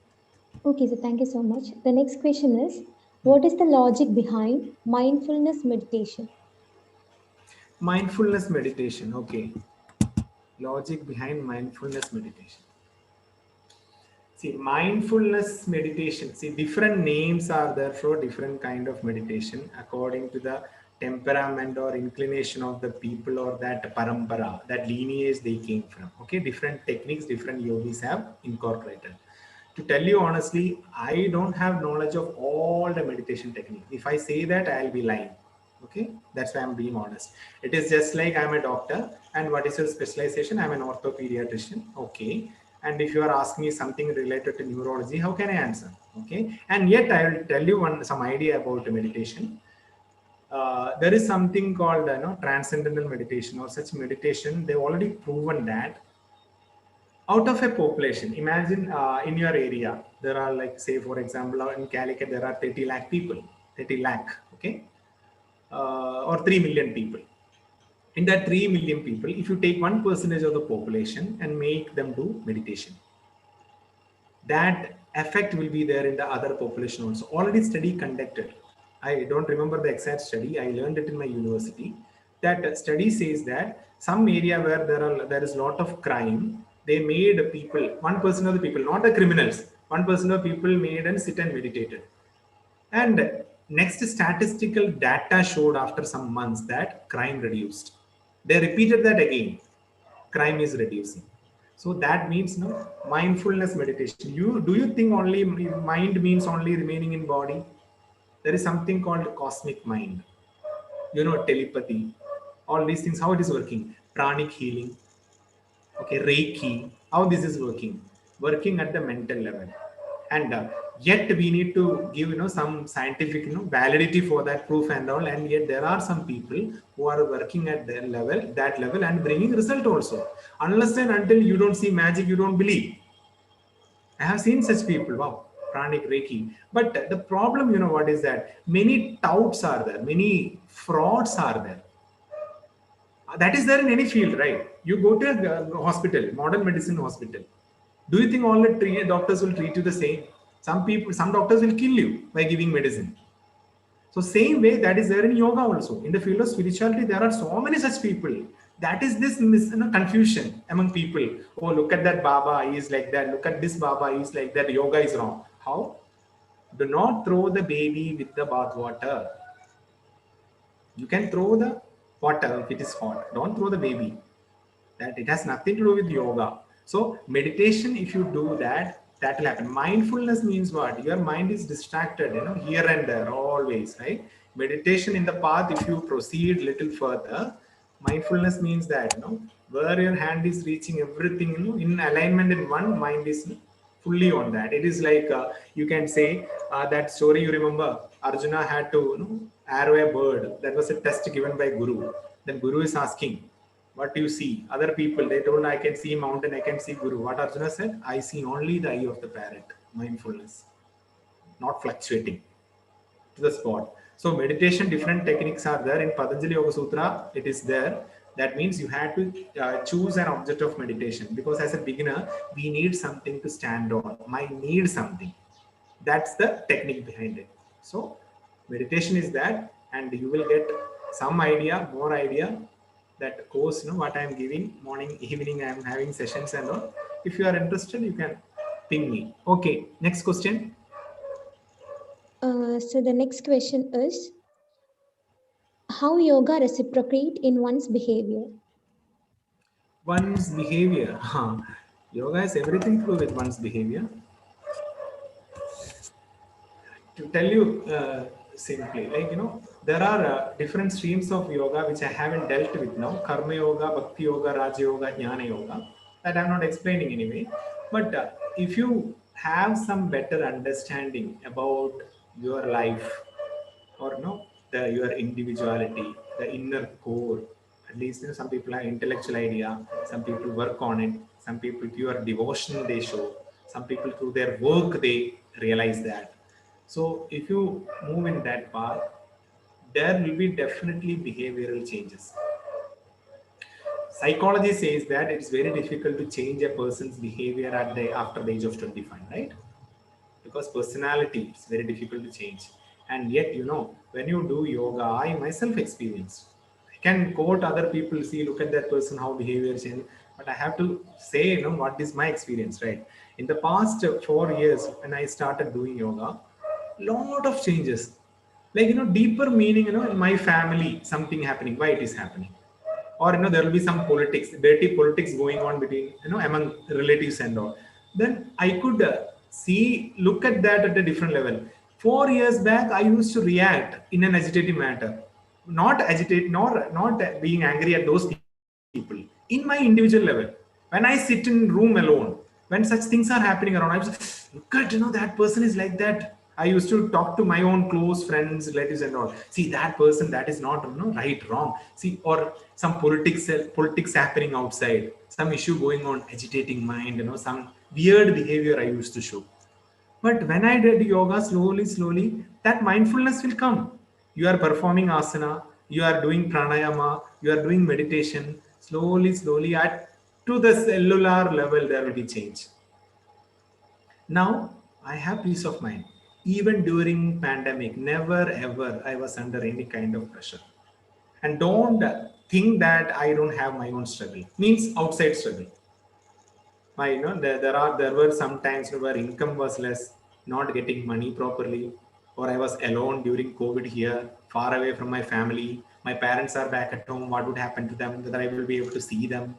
None of this affected my mind. But if it was 5 years back, some sort of changes, that shivering, all these things were there. So slowly it changed. So how it will change? It is a holistic system, yoga. There is not like, okay, this is you do this, that will happen. No, you have to enter into that domain. Meditation only we can give outline. And how in meditation you are proceeding, that depends upon your mental makeup. When you meditate, close your eyes, and when you observe, you might be seeing something else what I cannot see. I cannot say to you, if you close your eyes, after 5 minutes you will see a monkey. You cannot see. Okay, so that is the way it has huge impact on behavior also. Okay, next. Okay, thank you, sir. The next question is there any yoga asana to relieve from menstrual cramps? Menstrual cramps, there is some asana like, Bhadrasana. Okay, I'll show you. Look at me.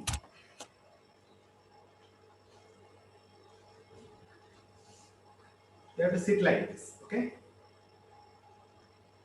Sole of the feet facing each other. Catch hold of that toe. Then you have to make your back straight. And this, if you are touching it on the ground, that is okay. Okay. Some people it will come like this only because of lack of practice. I could reach till here, and some people can touch it. So as much as possible, you apply pressure here. Then you sit like this. Look straight on a point. Normal breathing.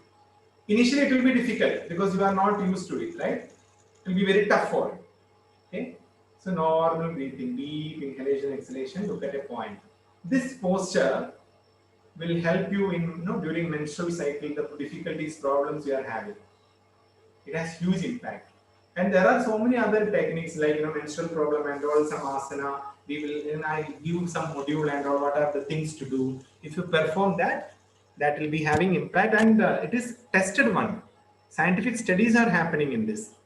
It is not like, okay, yoga is something you do. So that is a problem. Having said that, I want to say something. You might have heard, like, yoga, many people get injured, so you should not do this, like that and all.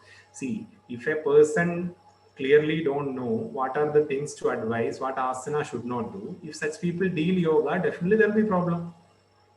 For that, you should get a degree or you have to learn it systematically. So in my MSc yoga therapy, there were like we had case studies, we had to submit a research also, thesis also. So all this through that experience, and after that, on the field, when you are meeting people, making them do that, so slowly you will understand. So this is the one thing, Bhadrasana, one thing. So like that, different diseases, many different set of asanas are there. Something one person should not do, something other person can do, like that. Okay, according to the capacity. Okay, proceed. Okay, so thank you so much. So there are many questions raising through YouTube and Zoom. So do you have enough time to answer all the questions? Yeah, okay, yeah, go on, let me see. Yes, sir. Thank you so much, sir. And the next question is, sir, is it safe to practice yoga by self-taught knowledge or without the real-life guidance of a recognized tutorials from yogic book, YouTube channels, etc.? That is a good question, and I forgot to tell you that you should learn under a master. YouTube and all these things are not giving. See, I gave a talk, right? 1 hour talk. In that 1 hour talk, what is the difference from YouTube? In that 1 hour talk, see, you are asking question, I am answering, and I am addressing many areas. I will not be remaining anything half. Other things, they gave some practice, and who is there to look at you whether you are doing it proper? That should be there, right? I told you that Trikonasana, when you are standing, even your toes should be relaxed. So when you are looking at YouTube and doing, how many mistakes you may be doing? Lot of mistakes come in one asana. In Trikonasana, you should not bend your knee. But in the beginning, so many people bend their knee and stand and they think, okay, this is perfect Trikonasana. So that's why a guru's guidance properly, and guru's guidance in the sense, like, nowadays it is pandemic and I am giving a lot of online session. So that's what, in one group, Google Meet allows 100 people. So if you come to me 100 people, sir, we are there as a batch, 100 people, I will not take. I'll put a cap, this much people. Why? Because in one session, I should be able to give my individual attention. If there are 100 people, it's very difficult. But there is a lot of money, right? Do you think how many people will reject that offer? 100 people coming, okay, come, Google Meet, I will give you a session. Something they make you do. There is some ethics. Maximum I take 30 or 40 people, not more than that, so that I can look at them. I'll tell the asana properly. Next thing, if you do other higher practices, pranayama, meditation and all, there will be a lot of problem coming up, and there should be proper guidance given by some person if you proceed that much. But let me tell you honestly, you don't need to do that much deeper in meditation, 5 hours sitting in meditation and all. Hardly one person out of 1,000 may do that. Other people, our purpose is to make our life beautiful. That is doing basic set of asana, some pranayama regularly you do, then meditation, having a taste of it. Different techniques are there. Definitely you will get high input. It's a lot of, your life will be better. What you are doing, you will be doing it in a better way or best way. That is the area. Okay, so that's why they say you should learn under a guru. And one comedy I remember, you remember that All India Radio, that Mohanlal movie, Boing Boing. There was some program going on. Now you have to know some yogasana technique telling. Suddenly, some another station comes in and put, how to cook chicken and all. So I remember that comedy. Like you are in some difficult asana. Somehow you got encircled properly. You are got locked. Then that program says, okay, how to unlock it? That will come next week. Like that. Nowadays, okay, we can have all the series of things in YouTube and all, and yet there should be something lacking if you don't have that direct thing. The center where I give class, they record my classes, but they don't show it to the next batch. If they want to make money, they can simply write me off and give the class to the next batch. But why? Because people want that human to human touch, clarity directly. That is very important. So that's why in scriptures also, yogi scriptures, they say properly, you should go and sit with a guru, then you have to learn. Then only that flow of knowledge will be proper. But having said that, YouTube has its utility. So many information we are getting. so many other area. Even regarding yoga also, you can listen to so many talks of great gurus and all, especially regarding satsang, how to attend, that intellectual thing, something you can hear. But to make it a concrete thing, to give it a good shape in an organized manner, you need a guru. There is no doubt. Okay. Okay, sir. Thank you so much. And the next question is, can a corona positive one can do all the yoga practice? Of course not. See, why corona positive? There are so many people with different illnesses. They come to all the yoga. Do not ever think that all these difficult asanas we should make a person to do. No. People have that misconceived notion. There are something. See, when I was COVID positive, how I know I was COVID positive? I had loss of smell, loss of taste, a little congestion in my chest, fever. I get fever only during special occasion. Earlier, I got fever 3 years back, typhoid. Before that, 9 years back, dengue. Before that, 14 years back, chikungunya. So I know my body. Okay. So when the fever came, third day, fourth day, when loss of smell, I got it. Yeah, okay. Why I need to test? Why I need to rush to hospital, RT-PCR and all? I didn't test. I was here, and you know what I did? Conscious deep breathing. I was laying down 6 to 7 hours doing conscious deep breathing. Every 2 hours checking my own pulse. I didn't purchase pulse oximeter. I was checking my oxygen. How? I was simply inhaling. 15-second inhalation, 30-second exhalation I was getting. Then I know I'm right. My body oxygen is supplying properly. Now, I turned into fruit diet. I cannot advise that to other people. Whenever you are COVID positive, be on fruit diet. No, you should understand your body. Yoga will help you for that. Now you are like, body, flexing your body, taking selfie, posting in status and all. Okay, fine. But apart from that, what do you know? If you eat this thing, how you react. Some allergy people understand. Okay, if you eat some mushroom or some prawn, allergy. But apart from that, some minor level changes it is bringing. Each and every food is bringing in your alimentary canal. But who has time to focus? You don't have time to eat food. Remember. Then how you are going to understand how it is going in your body and what changes it brings. So I turned myself to fruit diet during COVID. And I did conscious breathing. Plus, I did one pranayama, Brahmari Pranayama.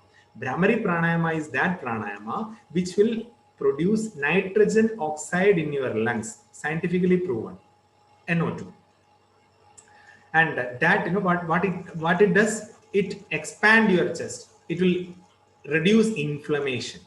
So, corona attack your lungs. If you can expand, bring that expansion through. How you can expand? I told Trikonasana, lung capacity. COVID positive person, can you make him do Trikonasana? He will fall and die there itself. So simply laying down, deep breathing. Now, funny thing is that why can't you do that technique now itself? Why you are waiting for corona to come? That is a problem with people. They only look into their body, mind and everything when the crisis come. Until then, they take it for granted that you are like a machine you are going. No, there will be a roadblock. Avoid that roadblock well in advance. That's what a wise person will do. So if that wisdom is there, like International Yoga Day, we are celebrating from India and we are giving different political religious color to that and we are showing a rough face. That is yoga, that is Hindu tradition and we can't do that. No. How many other religious, Rishikesh, so many foreigners are coming. Different religion, different culture, different philosophy. They are coming and they are taking the benefit out of it. In so many foreign universities, they are teaching yoga. But here, sun has not risen yet for us. Because of different inhibition. Okay, it's okay, no problem. There will be a time for it. So COVID positive patient, there are some things you can do. And before that, COVID, to avoid COVID, what are the things you can do? There are a set of practices to improve lung capacity. Some pranayama you do, then you will be having more immunity power. Even if COVID comes, you can ward off it in a much better fashion. Okay. I hope I addressed the question. Okay, next. Yes, sir. Thank you so much. And the next question is, how about the locus of control of a yogi? Will it be positive and feasible to be not reactive to situations and problems? Sorry, what was the first word? Locus of control. Yeah. Okay. Oh, that is technical term, psychology, right? Okay. Locus of control in positive situation, whether you would be reacting in negative situation. Please read it again. How about the locus of control of a yogi? Will it be positive and feasible to be not reactive to situations and problems? Okay. A yogi is the person who would deal the problem in the perfect or better way, unlike us. Okay. But the word I used is yogi. Now, who is a yogi? Am I a yogi? Or another person is a yogi? We can't say. Okay. I have a degree. I'm a sadhak. I'm practicing this. I'm teaching this. I'm giving training, everything. But I never claim myself as a yogi. I'm a yoga aspirant. My journey continues. And on that path, whatever I learned, whatever wisdom I have, I share with people. Okay. Now, to tell you one example, there are a lot of situations where we respond in an unwanted manner. Tell you simply, movie also promotes such culture. How? Imagine, you might have heard, you might have watched that in your college itself, life is a school life itself. There is a movie called Prithviraj movie Anwar. In that, jail, one scene is there. One person is calling abusive words against the Umma of Prithviraj. Then the dialogue is Umma ku prayer. That means, don't abuse my mother. So take that as a situation in a yogi life. Okay, imagine that I'm sitting here, someone is coming at me and insulting my mother. Why should I respond? Why should I respond? If I'm sitting with my mother in a cafe, someone is coming and simply shouting at my mother. As a son, it is my duty to defend her. Apart from that, in your loneliness, someone is coming and abusing your mother. You are taking that as an input. You are adding meaning to that, processing it, and using your ego. You are widely reacting, hitting that person, and making all rukus and chaos. There was a story of Lord Buddha. Lord Buddha was sitting with the disciple. Like, there was no Zoom meeting that time. Directly in this, comfort of ashram, they were sitting. Suddenly, one person barged into the ashram. And he was saying, Buddha, you are such a waste person, and all those abusive words. Calling his mother, his father, all these things happening. These disciples, oh my God, they want to react. They want to, someone is abusing their guru in front of them. But as guru was there, they somehow controlled their emotion. Okay, somehow they were like seething in anger. Then what happened? After some time, this person left. Buddha was remaining calm, cool. Then one disciple approached Buddha and asked, "Why Buddha? Why you didn't react? You are such a jnani. You have such wisdom. That person is hurling abuses at you, and you remain silent." Then Buddha said, "See, if that person brought some gold coin, and if I politely reject that, what will happen? That person will take that gold coin and go back." Yes, exactly. Instead of gold coin, he brought some abuses. I didn't accept that. Do you think an ordinary person can do that? But I am telling you, if you go in this path, asana, pranayama, meditation, some period if you practice, this change will happen. That change happened to me. Maybe 5 years back, 8 years back, when someone abused, like, I don't react, respond and all, and engage in a fight and all. But I was thinking, why this person is like that? Why this person is doing wrong? Why is this person is using such bad words? How bad this world is? Like that thinking used to go. But now one person is coming and going, yeah, okay, good. Good for you. It happened, 3 years back when I was going, driving a car. I was on scooter. Two guys, young and vibrant guys like you, 19 or 20-year-old. Suddenly they came across the road like on car. It was about to hit my bike and I simply slid it. Then I was like, "Hey, look, man." I was like, there was a reaction. "Look, man, before dying." Then, our abusive words that came. Like that. Something they told. I'm not that those are unparliamentary words. I cannot say it now. Then I smiled. Okay. And they moved. You know what happened in the next corner?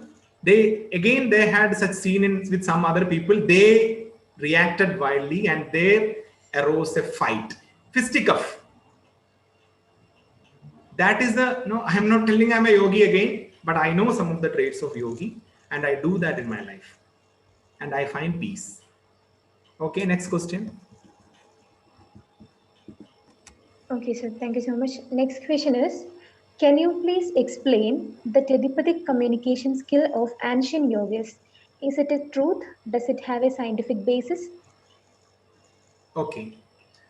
See, telepathy communication, I'm not an expert in that telepathy and all, to tell you honestly. But haven't you noticed sometime when you think about one person, suddenly by evening that person calls? Maybe sometimes that happened to you, but for me, that is happening more often than not. I have a friend in Australia. I used to think, it's been a long time I haven't called her. By that time, I got a message. Then another person, that person told he would send a message 2 days back, no, but no message came. Within 5 minutes, that message came. Again, these are siddhis. I'm not telling I'm a siddha because I don't have any control over this, but I know there is such a medium working. That is possible. Telepathy. And another thing I can tell you, one study conducted, if you teach something to a dog in London, it will be very easy for you to teach the same thing to another dog in India. Huh? What? That means if you teach something, some new technique to a dog in London, you take another dog in your Adivaram, Wayanad, Calicut border and try to teach it. It will learn quickly. Where is that connection? We cannot prove, but it is there. And that's what this pranic healing, they sit at some place and they meditate, some impact on the organs or some disease condition, cancer on that a person sitting far away. That some people are doing, some very less number of people. And it's very difficult to find whoever is having that skill. No, yoga says that clearly, like I told already, do not sit on the milestone. A person who is having siddhi, he will not glorify it. But now we have been passing through such a miserable time. Many people show that siddhi and all, and their intention is to make more and more disciple, more and more money. That is not the way. A guru should be ideal. Guru should be like, okay, come here, what you want, okay, take it, go. You are free. Don't do any seva for me. You are liberated. Purpose of yoga is liberation, moksha. Then you are not, who am I or who is another guru to bind you? Physically or mentally or financially. So telepathy is there. A lot of studies are going on in that field. And because we sense this world through sense organs and these things are beyond our senses, it is very difficult for us to fathom, grasp it. But you be there through your sadhana practice. If you be there, then you will understand it. Okay, next question. Yes, sir. Next question is, as we all know, mind wandering is a critical issue of current generation. Can we try yoga as a remediation to this issue? Of course. Yoga Chitta Vritti Nirodha is a very definition. And meditation, mind control in yoga, there are some way. One way is meditation. Second way is chanting. Om chanting or any mantra of your liking. So other religious people, I have to tell you, you chant some of your own prayers. Take it as a fully divine or devotional thing. You utter those words with the meaning. Patanjali Yoga Sutra, Patanjali says, Tad Japa Tatartha Bhavana. You have to do japa, means chanting, by understanding the meaning of it. Nowadays, normally how they chant people, I'm telling one example, okay? Like Om Namah Shivaya, one example, Om Namah Shivaya, they are chanting Om Namah Shivaya, Om Namah Shivaya, Om Namah Shivaya, Om Namah Shivaya, Om Namah Shivaya, Om Namah Shivaya, Om Namah Shivaya. That is not chanting. You have to sit in meditative posture, fully with yourself, and have that divine feeling. You take any mantra of your life, but one thing, when you are chanting, take only one mantra, because this word has connection with your consciousness. If you chant one thing for 1 month, after 1 month you are changing it, your consciousness or that mind will be confused. Take one mantra. It is like big rock is there, and you have to break that rock. How you break? If you have an hammer, you hit at one spot. Tuck. tuck, tuck. That is the repetition of mantra. You break your fluctuation of the mind, finally breaking it, going beyond mind, going beyond fluctuations of mind. So that is one way of addressing mind, mantra chanting. Second is meditation. Third is bhakti, devotion. You can be devotional to anything.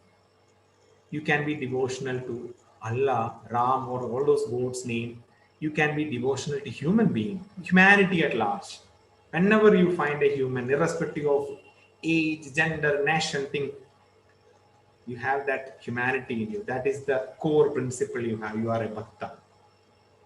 So bhakti has such wide interpretation, but again, because of that, like maybe prejudiced thing or political thing, vested interest, many people are twisting it. And yet, even in this chaos, you must understand there are people who understand the true meaning of bhakti.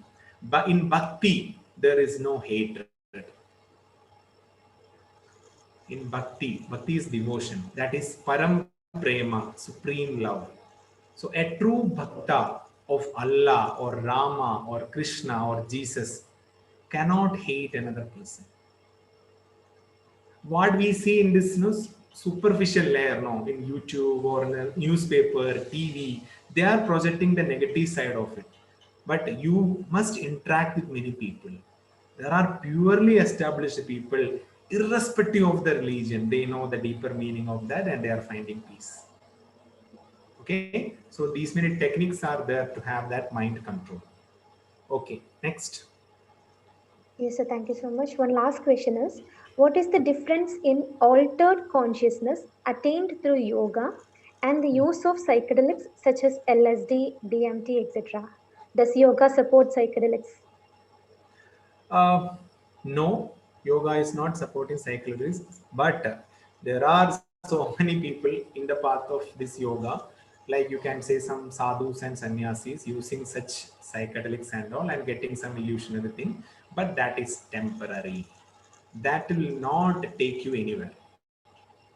It is just like having a booze in the evening. You will get kicked, forgetting all your worries. Next time again, you will be same.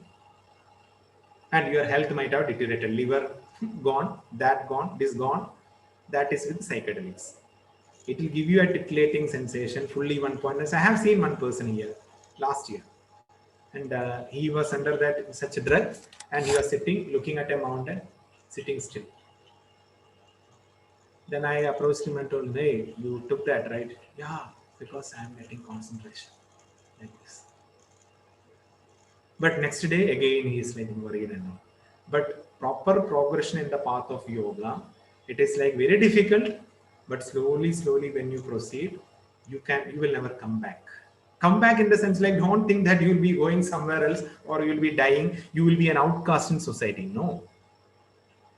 By being a family man, by being a businessman, or no matter what you are doing, you can progress parallelly, which will make your life really like, well-oiled machine in society. That is one way of looking at it. There are people renouncing everything and going to jungle and doing that, family attachment, no things and all. But he cannot decide that. I cannot tell you, okay, you leave your family.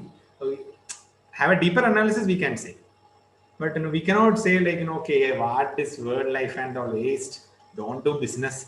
Don't make money. No, there is no such thing in you. You can do anything. You can even kill that. See, wait, don't get disconnect. You can even kill a person in yogic way. You will not get incurred in sin. Now, how? Example, do you think a hangman is a sinner by killing, executing capital punishment? That is his duty. A soldier at the border protecting us is a sinner by killing an enemy? No.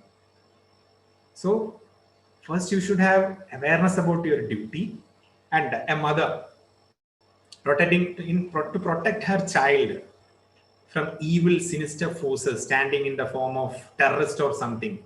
In that defensive act, she is killing a person. She is killing that person. Is that a crime? No. Even she get acquitted from the criminal system here. Because we know how it happened. So that is yoga, giving clarity about your position, how you should proceed. It is not like moral thing and all. Clearly indicating, see, this is you. There are so many pulls and pressures, but see clearly, this is you. You have to proceed.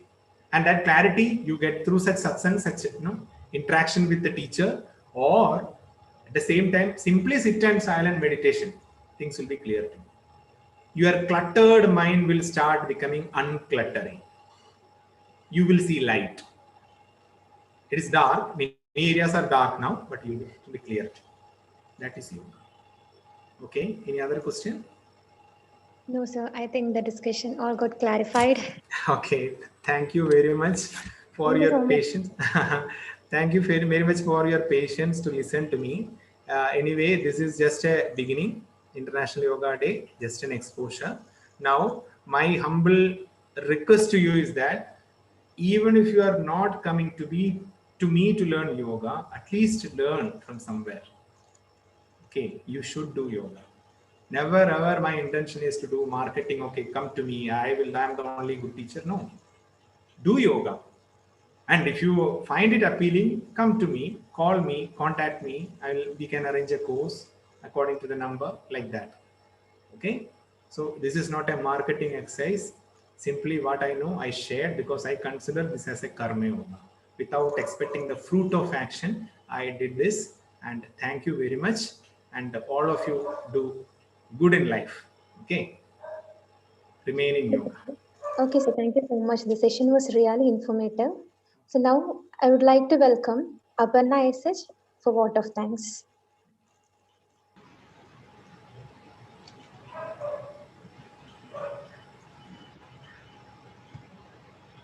Ma'am, am I audible? Yes. Yes, you're audible. The essence of all beautiful art is gratitude. A very warm good afternoon to you all. It is with immense pleasure that I am here before you to propose a vote of thanks on this occasion. First of all, I, on behalf of Lisa College and its entire fraternity, extend my most sincere thanks to the Almighty for making this function a grand success. Next, I would like to thank Reverend Father Jose Melotukochil CST, our founder director, Reverend Father Niju Talachara CST, director of LISA, Reverend Father Johnson Muttatheta CST, manager of LISA, Reverend Father Bobby Pulolikal CST, academic counselor, Principal Professor Dr. Benny Joseph, Vice Principal Reverend Father Sebin Cheramel CST, and Head of the Department Dr. Emerson VP for giving us an opportunity to explore this wonderful day. On behalf of the college management and all the students and teachers, I would like to extend my heartiest thanks to our Honorable Chief Guest of the day, Dr. Vivek Chandran VK, for taking time out from a busy schedule to enlighten us. You have done an amazing job. As the name of our program says, you defined and gave a detailed knowledge on yoga through this session. Special thanks for the staff coordinator, Christy Joy, and all other faculties of our department for supporting to conduct this webinar. I would also like to thank the technical team led by Subin sir, who have been the backbone of the event. Last but not the least, I would like to thank audience for attending this webinar and supporting us. Once again, I am reminding the motto of this year's International Yoga Day, yoga at home and yoga with family. Stay home, stay safe. Thank you.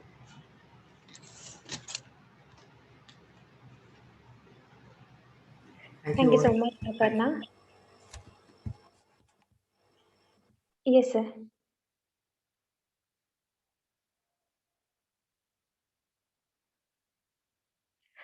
So I think let's wind up the session. It was really informative. Thank you so much, sir, once again, on the behalf of department. Okay, so thank you so much, sir. Bye.